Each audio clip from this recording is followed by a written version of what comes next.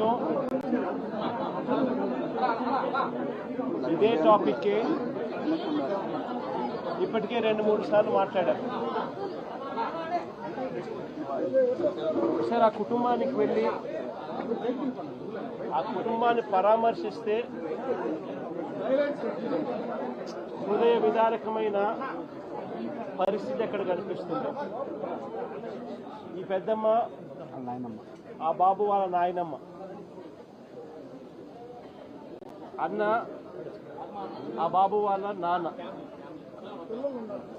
ఒకసారి ఆ బాబు బ్యాక్గ్రౌండ్ ఒకసారి గమనిస్తే వీళ్ళ పిల్లలు, 3 పిల్లలు.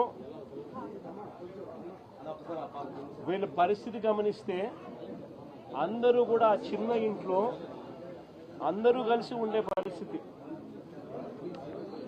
అటువంటి పేదరికంలో బ్రతుకుతా ఉన్న వీళ్ళను ఈ వ్యవస్థ ఎలా చిన్నాభిన్నం చేసింది అన్నదానికి నిదర్శనం.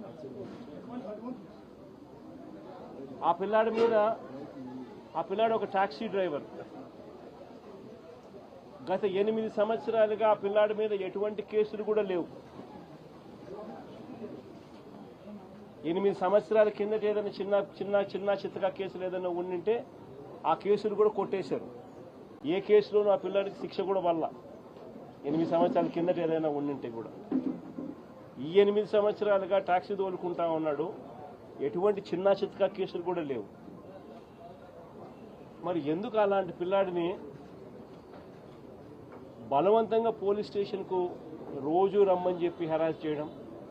గత 3 నెలలుగా ఆ పిల్లాడిని హెరాస్ చేస్తూ ఆ హెరాస్మెంట్ చేయడమే కాకుండా ఆ హెరాస్మెంట్ తట్టుకోలేక ఆ పిల్లాడు చనిపోయి ఆత్మహత్య చేసుకునే అంత దూరం ఆ హెరాస్మెంట్ చేయడం మొదలు పెడితే నిజంగా పోలీస్ వ్యవస్థ అన్నది ఎలా దిగజారిపోయింది అని చెప్పడానికి ఇవి నిదర్శనం. హార్డ్లీ 40 years, 40 ఏళ్ళు కూడా ఆ పిల్లాడికి లేవు. Less than 40 years age. భార్య ఉంది, చిన్న పిల్లలు ఉన్నారు. ఒక చిన్న టాక్సీ డ్రైవరు. ఎందుకు స్టేషన్కి పిలిపిస్తా ఉన్నారు? ఎలాంటి కేసులు కూడా లేవు. కేసులు ఆల్రెడీ పాత కొట్టేశారు. చిన్న చిత్తకా కేసులు. 8 సంవత్సరానికి ఎటువంటి చిన్న చిత్తకా కేసు కూడా లేదు. టాక్సీ తోలుకునే వ్యక్తిని ఎందుకు పిలిపించినారు? 3 నెలలుగా ఆ పిల్లాడు ఇచ్చిన మరణ వాంగ్మూలం అంటే వీడియో రికార్డింగ్ ఒకసారి చూస్తే ఆ పిల్లాడు దాంట్లో మాట్లాడిన మాటలు ఏమిటి? 3 నెలల నుంచి నన్ను రోజు స్టేషన్కి పిలిపించి టార్చర్ చేస్తా ఉన్నారు అని. నాన్న వెంకటేశ్వరరావు అన్న ఆ పిల్లాడితో పోలీసులు చెయ్యకూడని పనులు ఆ పిల్లాడితో బలవంతంగా ప్రెజర్ పెట్టి చేయించేవాళ్ళు. అంటే ఏం జరుగుతూ ఉంది? ఎంత కూడా రాజధానిలో సోకాల్డ్ క్యాపిటల్, సోకాల్డ్ రాజధాని చంద్రబాబు నాయుడు పక్కన ఉంటాడు.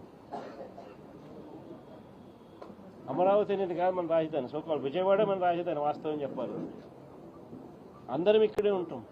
కళ్ళెదిటే పోలీస్ స్టేషన్, కళ్ళెదిటే సిపి, కళ్ళెదిటే డీజీపీ, కళ్ళెదిటే ముఖ్యమంత్రి, కళ్ళెదిటే home ministers office. Sri Lanka police station వచ్చే పరిధి కూడా డైరెక్ట్గా సిపి పరిధి. ఇన్సిడెంట్ జరిగిన తర్వాత వాళ్ళ నాన్న పోయి ఆ వీడియో కూడా చూపించి, మరణ వాంగ్మూలంతో కూడిన ఈ వీడియోను కూడా చూపించి, నా కొడుకుని దారుణంగా చంపేసినారంటే కూడా సిపికి చూపించిన నో యాక్షన్. ఎందుకు ప్రొటెక్ట్ చేస్తా ఉన్నారు అంటే క్లియర్ కట్గా రాజధానిలో ఒక రాకెట్ నడుపుతా ఉన్నారు.